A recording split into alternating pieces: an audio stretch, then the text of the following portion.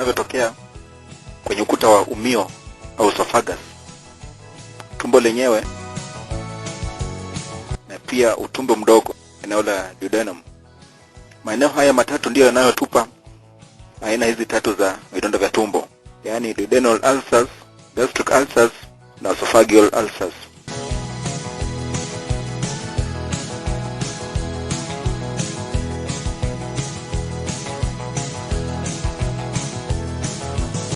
Vidonda hivi hutokea pale uteute unaofunika maeneo haya kuyeyuka na kuiacha nyama ya tumbo nje, na itaanza kuchomwa na chachu inayozalishwa tumboni, hasa hydrochloric acid au HCl. Chachu hii ina umuhimu wa hydrochloric acid. Chachu hii huwa ni kali sana na hufikia hadi pH 1 au 2, kumaanisha ni asidi kali kweli kweli, hata ya kushinda betri ya gari.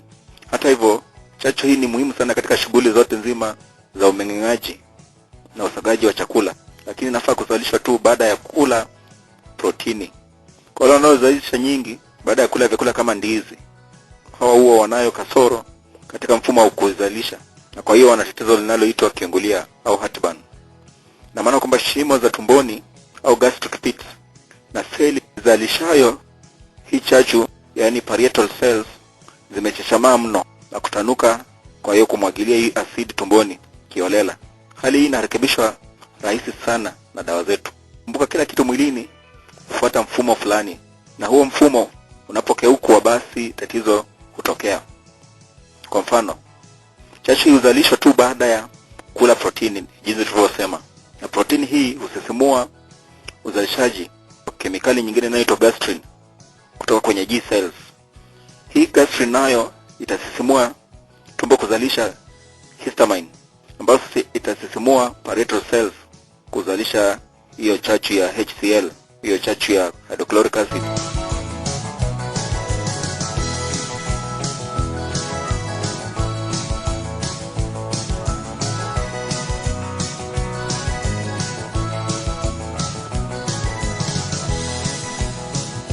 Hiki ni kiungulia, na tunayo dawa dhabiti kabisa inayorekebisha hali hii, kurudisha upana wa mashimo yanayohusika kuwa sawa.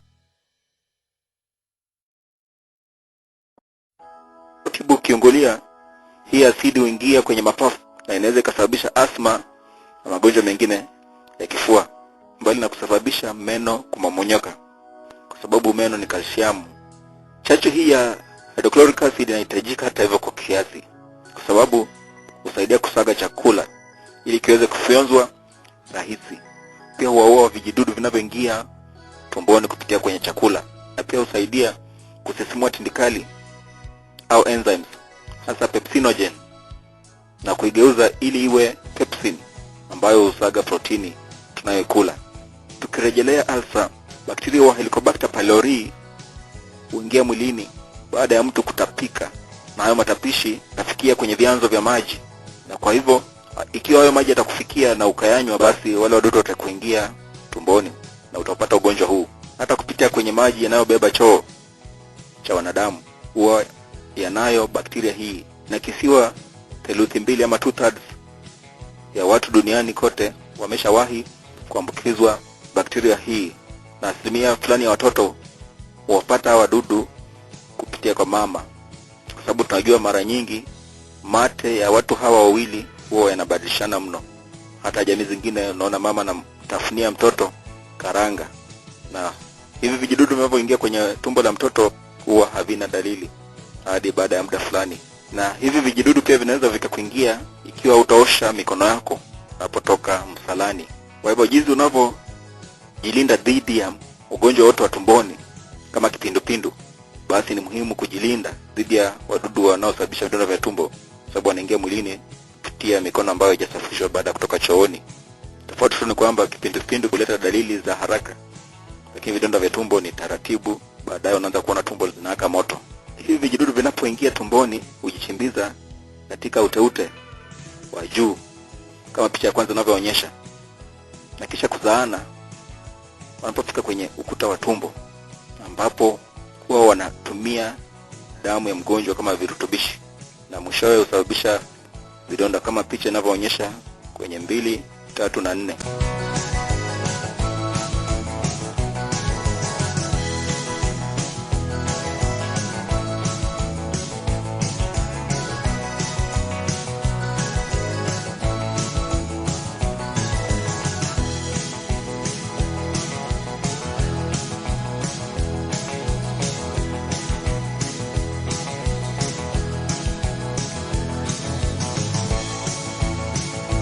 Wakati huo huo, kumbuka tulisema kwamba tumbo linazalisha asidi kali ya hydrochloric acid.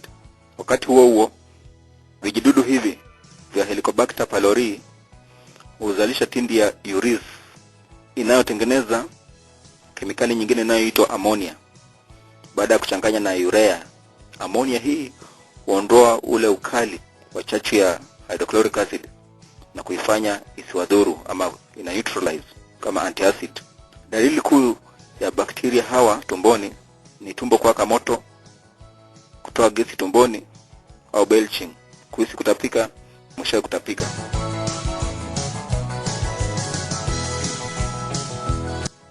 Bakteria hawa wana mikia inayoitwa flagella. Kwa hiyo bakteria wengi huwa hawasongi, lakini hawa huwa wanajisongeza kutumia hii mikia. Umeshasikia ikiwa una vidonda vya tumbo, unywe maziwa. Maziwa huzalisha kamasi tumboni. Na hilo kamasi ukifunika kidonda kama aliyowekwa bandage hivi, na hapo kweli maumivu yatapungua, lakini hujaua vijidudu hivi. Kwa hivyo vidonda vya tumbo bado vipo. Pia vile vile watu tumia tembe za magnesium. Hizi hupunguza makali ya hydrochloric acid, lakini bado hujawaua hao bakteria. Ni lazima uwaue bakteria hawa ili usemekane kwamba umepona. Halafu zingatia usafi wa mikono ukienda msalani na usafi wa maji unayokunywa na vyakula. Bila shaka vijidudu hivi ni sugu sana. Ukitazama jinsi watu wanavyohangaishwa na ugonjwa huu, kwa sababu bakteria hawa wametengeneza mbinu ya kuzuia kuuliwa. Na kwa tibu lazima uwe stadi kabisa na uelewa wa minendo yao.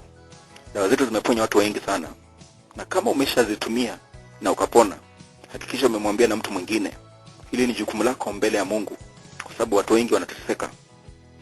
Kidonda hichi cha vidonda vya tumbo kinapochimpika zaidi, utawahi kuona damu chooni au unapotapika. Hii ni hatari sana. Chukua namba na tupigie simu.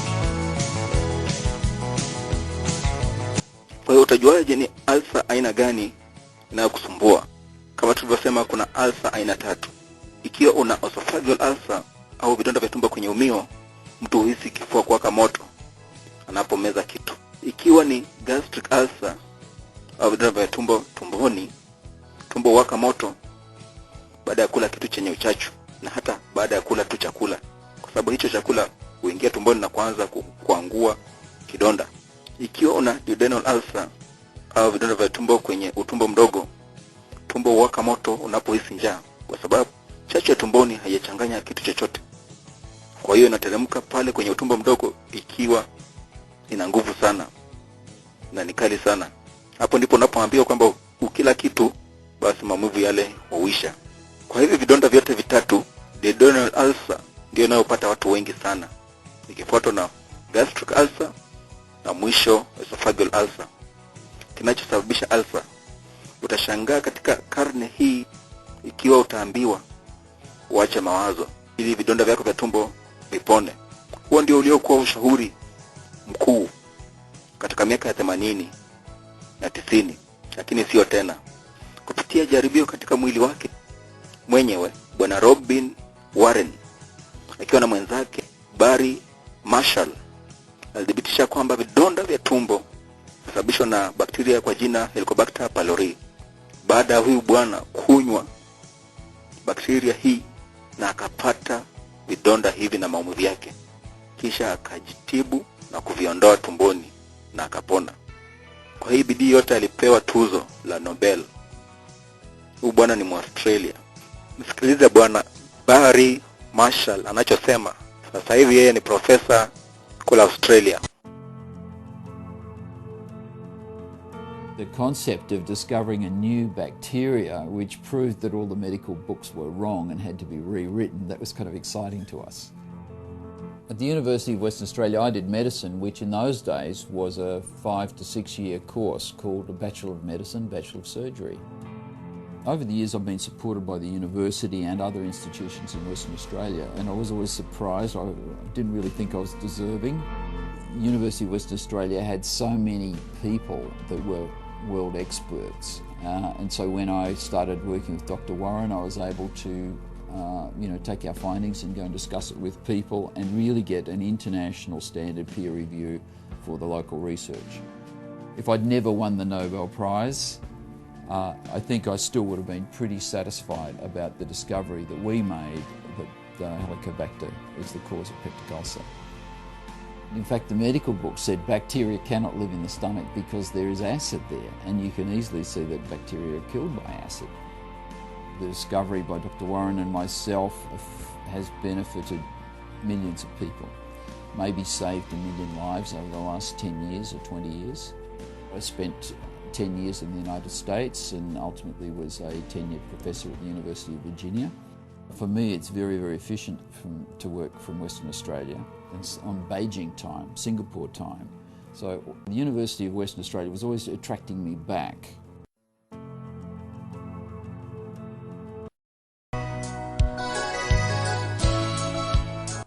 Utamsikiliza Barry Marshall kilichotokea alipokunywa vijidudu vinavyosababisha vidonda vya tumbo, Helicobacter pylori, mwishoni mwa picha hii.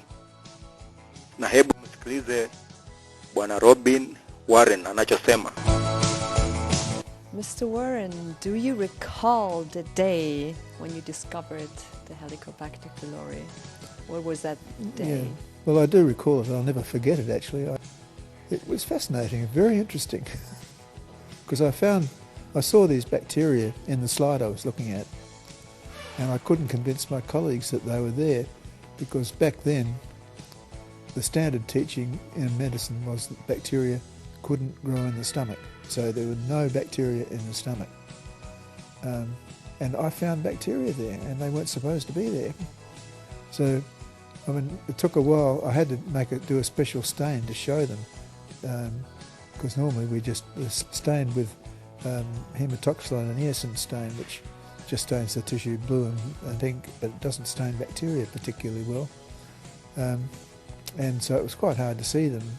But with the oil immersion lens at very high power, you could, at least I could see them, but my colleagues couldn't. So I used a special silver stain which stained them black, and that showed them quite nicely. And then my colleagues, the immediate colleagues, in the pathology laboratory, they believed they were there, but they didn't think we'd ever see them again. When did you understand that this was a groundbreaking discovery? Was it back then, that day, or did it take some time? Well, didn't really sort of understand it till some years later when I'd met Barry Marshall, and we did a special, I mean, by this time I'd been studying the bacteria as in a pathology study, and just the sections I got, because I'm a pathologist, so I just saw the tissues.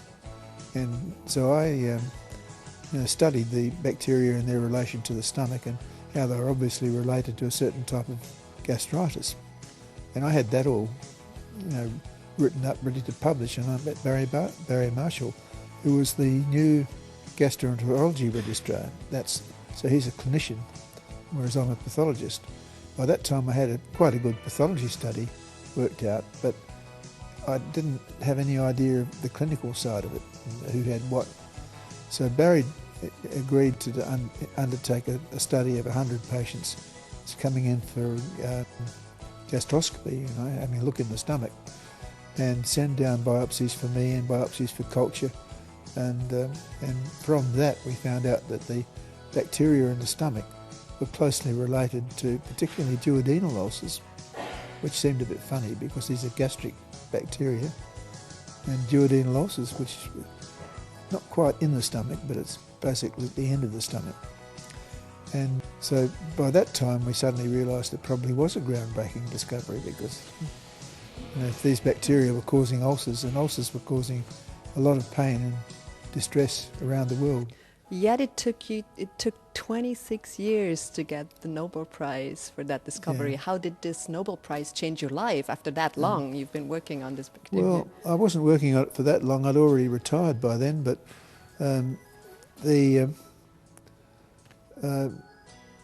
it changed my life because as one of the old Nobel Prize winners told me when I was actually at Stockholm to get the prize, and he said, you know, Dr. Warren, you're going to find out from now on that your life's no longer your own.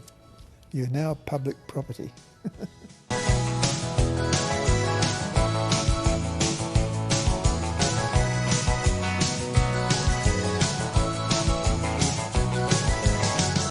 Vipo vitu vingi vinavyoweza kuondoa uteute kutoka kwenye ukuta wa tumboni na kwa hiyo kusababisha vidonda hivi. Kwa mfano, matumizi ya dawa ya aspirini au zile zilizoongezwa kiungo hichi. Kila mara usikia hapo maumivu, unaposikia kwenye matangazo ya redio au penginepo kuwa dawa fulani imeongezwa kiungo cha aspirini, basi chukua hilo kama onyo, kwa sababu bila shaka huenda ukapata vidonda vya tumbo ukitumia hiyo dawa. Wagonjwa wengi wanaougua pressure hupewa hospitalini pamoja na dawa nyinginezo, dawa ya aspirin ikiwa katika mfumo mmoja au mwingine. Katika uzoefu wangu wa kutibu pressure, nimeona 85 hadi 90 ya wanaougua pressure pia wana vidonda vya tumbo. Sasa umejua. Na sio aspirin tu, bali pia dawa zingine za kutuliza maumivu kama ibuprofen na naproxen. Na ni kweli watu wengi wanaotumia hizi dawa kwa ajili ya maumivu, wengi pia wanataja kwamba wana tatizo la ulcer. Matumizi ya pombe na sigara pia husababisha ule uteute unaofunika tumbo kuyeyuka na kuacha nyama za tumbo peupe, kuchomwa na chachu ya tumboni. Kama tulivyoahidi, haya basi maelezo ya Bwana Barry Marshall pokunywa vijidudu vinavyosababisha vidonda vya tumbo. Baada ya hii sehemu utaweza kuona dawa zetu zina kemikali zipi za mitishamba zinazotibu vidonda vya tumbo.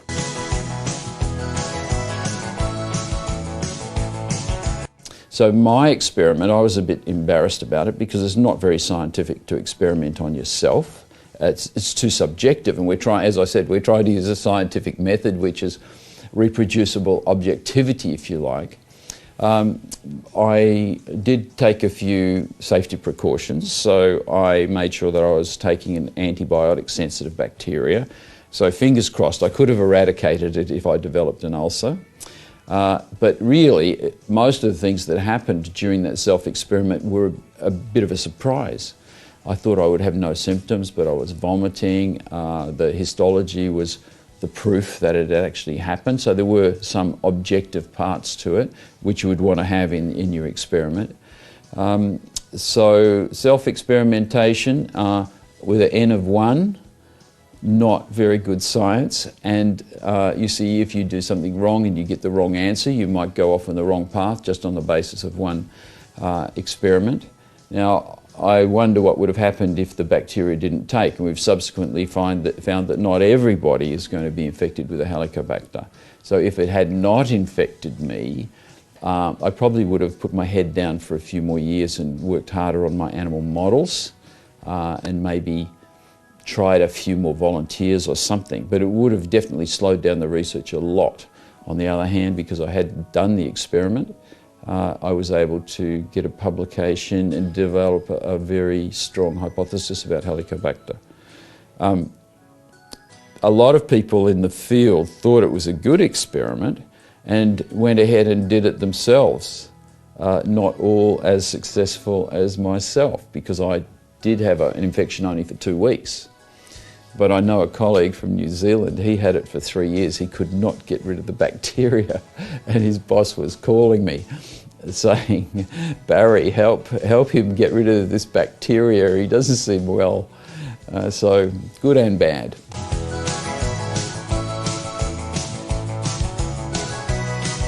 Dawa zetu zina catechin, sulforaphane, luteolin, malvon A na naphthophenone zinazopambana na usugu wa wadudu hawa vidonda vya tumbo